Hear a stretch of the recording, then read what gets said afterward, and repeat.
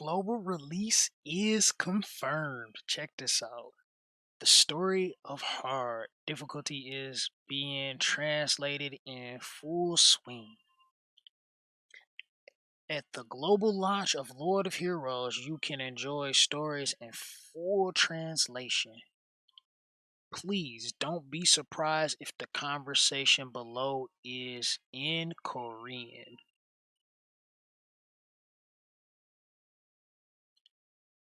And we're going to the Korean text. So we got it. It's coming, people.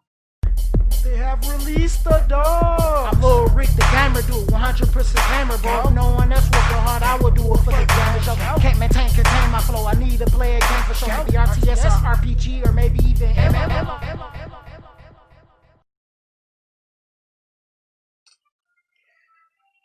Boy, oh boy. Who do I choose? 3 options, 30 days.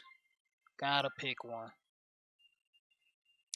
Howdy, and welcome back to another video for Lord of Heroes. I need you to hit those like and subscribe buttons as I post that content. Telling you people, we out here. Alright, so we didn't have our new update. Stuff happened and changed. Not really.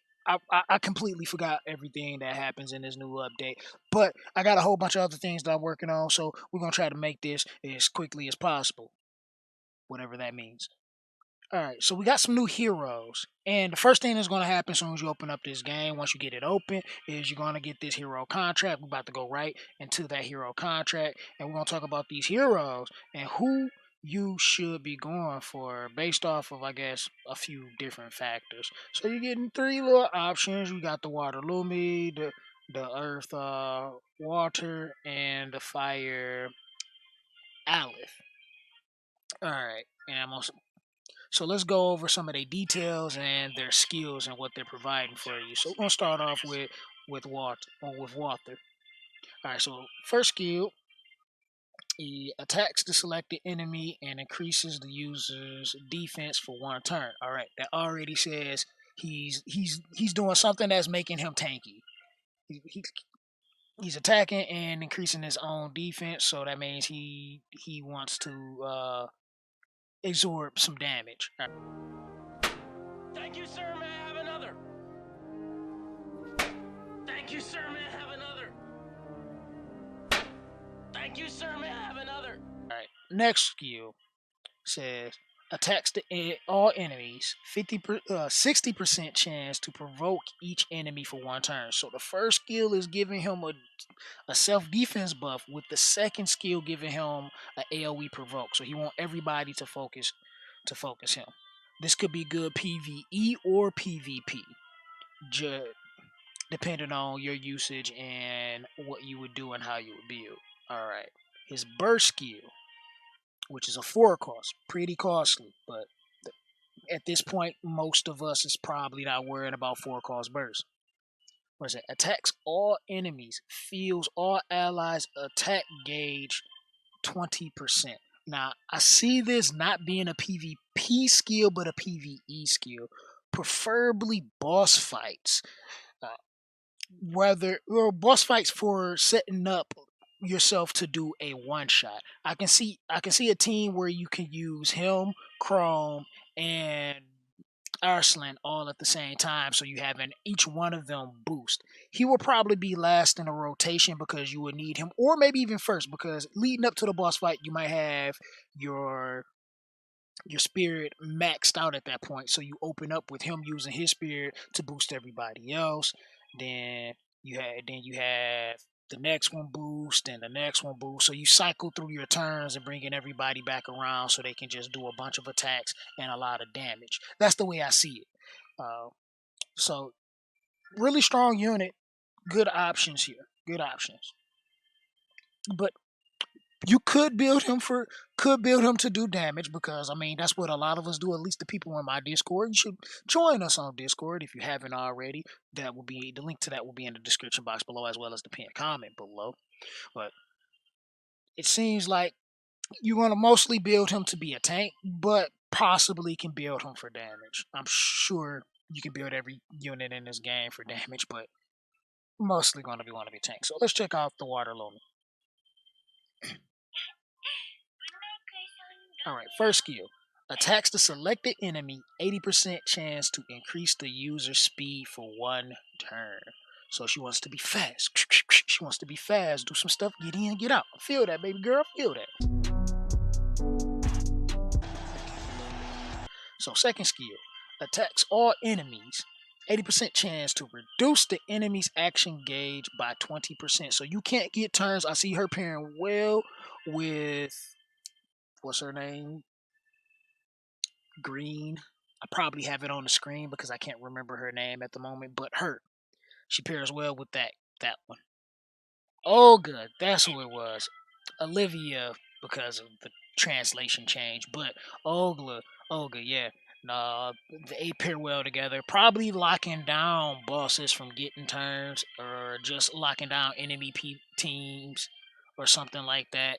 Maybe in PvP. I don't really see it being a big thing for PvP. I mean, she does attack all enemies, so she can slow them down. This could pair well also with attack gauge boosting, so you reduce the enemy and then boost your team. And since this is a skill, Hurt and Chrome probably will pair well together.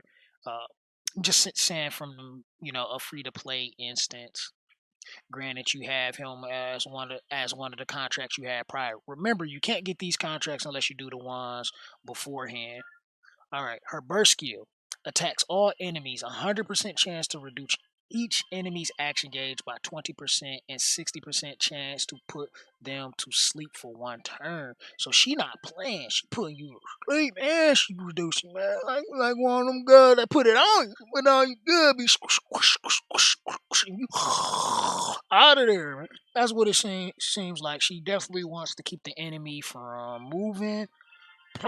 Could build her as a damage dealer, which of course you build a lot of things, or you could build her as a support. It's kind of tanky just to make sure she do her job and not exactly get hurt. She is the warrior class from what I'm seeing, so she probably would be a hybrid build. She probably has really high base HP. Don't quote me on that, I don't know, but warriors tend to have high base HP, at least from what I'm seeing. I've been seeing in the game. I still haven't went through everything, and then when they had that first update, it kind of messed up my art, so I wasn't able to continue the art or even had a chance to start a new one because of that reason. So I would have to figure that out. Possibly, I don't know. I'm not sure at this point. I don't think that's going to be a thing, but she looks pretty interesting. I was leaning towards getting her for the reductions, but I'm still not quite sure. But let's check out the last one, which is Aleph. Alright, so first skill. Attacks. The selected enemy gains an extra turn if the enemy dies. More than 1 turn cannot be gained in a row. So this is already saying, yo, if you bringing her into PvP, we ain't about to have all that extra fuckery because she might knock some stuff out and get that 1 turn and knock something else out again. Oh. That only took one. Where's my 50? It only took one. Sleep on the fucking ground! And it says attacks all second skill, attacks all enemies, heals the user proportionate to the crit damage dealt if the attack is a critical hit. So already saying build me for high crit. You more likely want to be crit rate, crit damage, but if you can't get 100% or more crit rate, more than likely it just be double crit rate build until you can get the stats to get insane crit rate, because this unit wants all your crit rate to be able to get the benefit of this skill.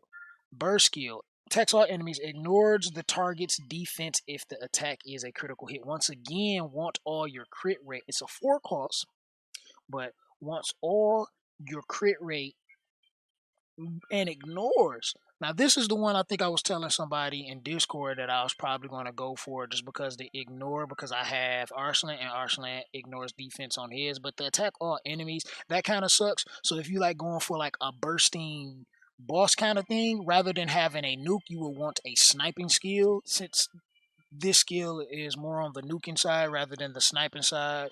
It's great. It'll be still good. It'll still be good for clearing out ads, even on Boss Ways had clearing out ads and everything, because we really don't have a lot of content for this game yet.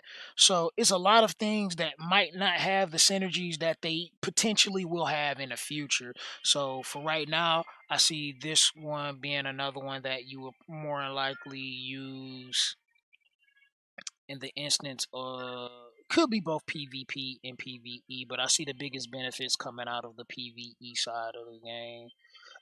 Preferably the elite stages. Now, the only reason that I was thinking like I probably wouldn't go for this one was because I had two fire DPS in my team already, so that makes me vulnerable to water bosses at that. Because there is one tough water stage where you have to go against Rosanna, and she's already rough on normal, hard, like elite. I can imagine how difficult she can be. But then I was thinking probably by the time I'm ready to face her, I'll be already past it because it's a 30-day contract. So you got to log in for 30 days before you're able to get them. And that's something you have to keep in mind. You can't think about what you need right now because right now you'll probably be able to do other things. And more likely you're probably at the elite stage or getting to the elite stage in the game, or even probably even completed the elite stage, depending on how well you've been doing in the game and what you've been working on, and how much money you spent. Because some people have spent some money and they pretty far in the game because of that. That's one thing that you want to think about, like when you're going into this contract, because like right now it would be insane for me to have a character like this, but even later I think it'd be even more because I would be past. I would like to try out the combination of having a triple turn bar booster, but having this version of Walter. But at the same time, I really want to go the waifu route and get it on me because I think just the reductions is going to be really good to have. But I want to see what the triple boosting is going to be like, since that guarantees that you get the turn bar rather than the reduction of the turn bar, which isn't guaranteed. You just have that chance and that opportunity. Then you still got to go through accuracy resistance checks to even land the reduction. So I think I'm gonna go with Walther just to see what that's gonna be like for now.